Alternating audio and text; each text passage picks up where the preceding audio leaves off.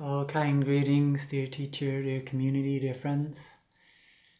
So, I'm recording this regarding the mindfulness training on a vegan lifestyle, you could say.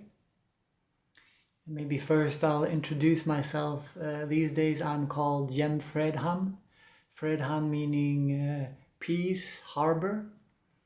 And my Dharma name is Chan Phap Ho, that I received on ordaining as a novice in 2003, but also my Order of Interbeing name from 2004, meaning true protector of the Dharma. And I lived as a monk in the Plum Village tradition between 2003 and 2020.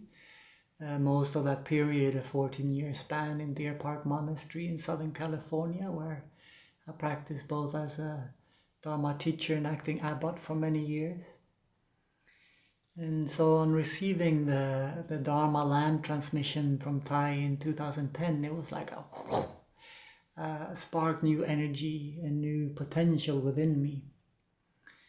But long before I'd become vegetarian, it was when I was in India, and I was learning some about how our bodies process different foods, how it affects the environment, but also the welfare of animals in animal production, food production. And so after that, I never returned to eating any meat, and I mostly ate vegan. And during my years as an aspirant and novice in Plum Village, I came across one kind of a hurdle because this felt important to me. This felt like I was thriving with a vegan diet. But I could see that it was some dogmatism within that, because I had the view that this is a good thing. So a couple of mornings I saw at the breakfast table in Plum Village, we still had milk, cheese, and butter at that time. And I noticed me paying attention to which brothers took the dairy products. And at that time, we're still serving vegetarian food. The precepts for monastics also is vegetarianism. And so I was like, it dawned on me, oh, okay, this is more dangerous than eating a little bit of cheese. This dogmatic mind that has caused a lot of problems for our humanity. So I want to address that right away, because it's easy when we really care about something, when we're feeling very committed about something. It's easy that this critical, judging mind comes out, and that we grasp onto it as the truth. And most often that creates a lot of suffering, that creates division. So within any commitment we have, whatever we learn more about, that we really are determined about, to have also a sense of inclusiveness, that we all are on different levels of understanding, of compassion, of commitments. And maybe I'm way behind that person eating animal products now and then in other areas.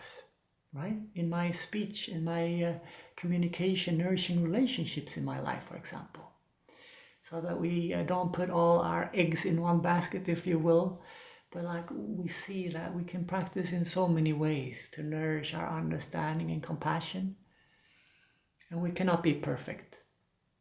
But I am committed to veganism still to this day.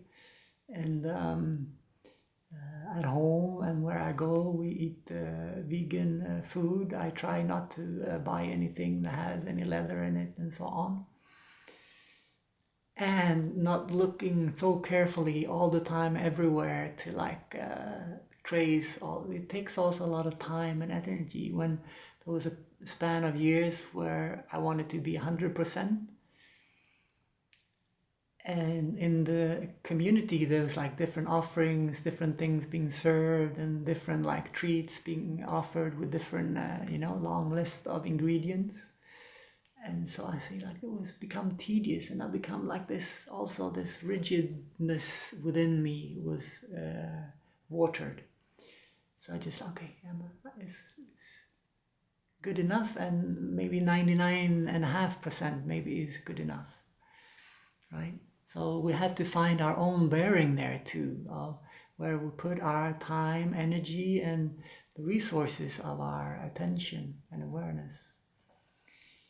And in 2007, Thai encouraged the community to turn vegan after beautiful talks on the US tour that amounted to the book, The World We Have. And so it was really present in the community as well, right? The environment, compassion for all living beings, the health of our bodies, not weighing it down unnecessarily. And from within a spark of inspiration and deep aspiration in 2013, I decided to start sharing about our practice of mindfulness together with the climate crisis, and started inviting to Earth Holder retreats, and many friends joined in along the way, or right off the bat and along the way. And somewhere in that engagement of inviting to Earth Holder retreats and having that as a focus on my study and learning and practice also, and sharing.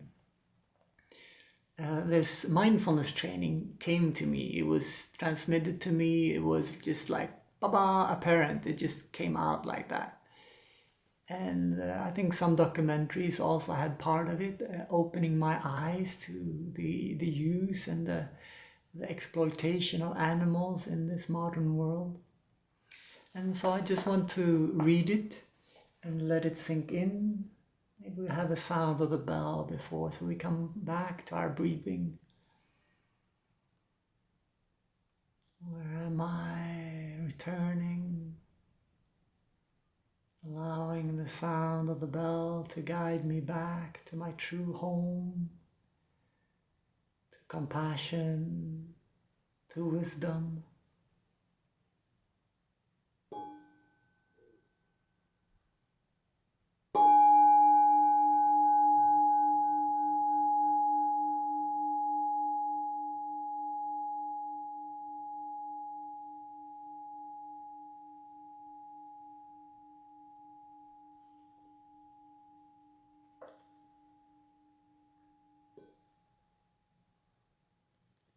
Aware of the suffering caused by human exploitation of animals for food, clothing, cosmetics, medical testing, and the pet industry, I am committed to recognizing the preciousness of all life.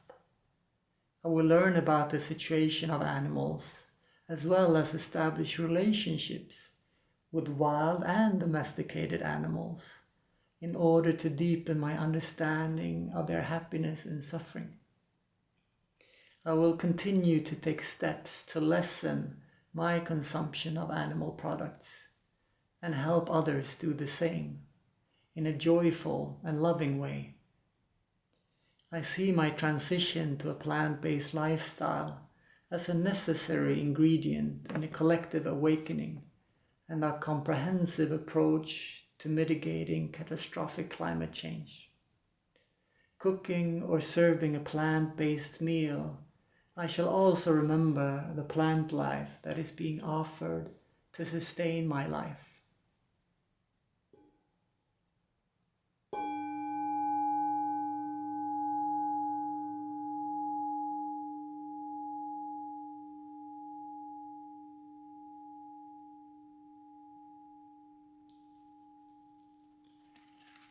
Reading out of this beautiful poster.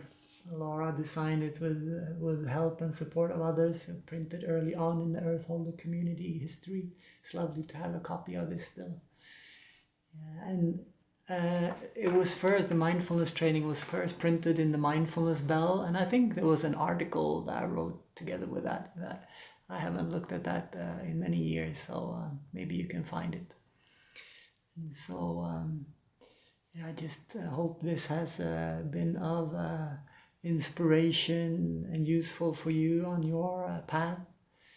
And just this of eating a mouthful of food and receiving the life, being connected also with all the beings, all the conditions to make this meal possible for me is it's a precious practice of also receiving the gifts, letting it be a source of nourishment for me so I can also offer my gifts back.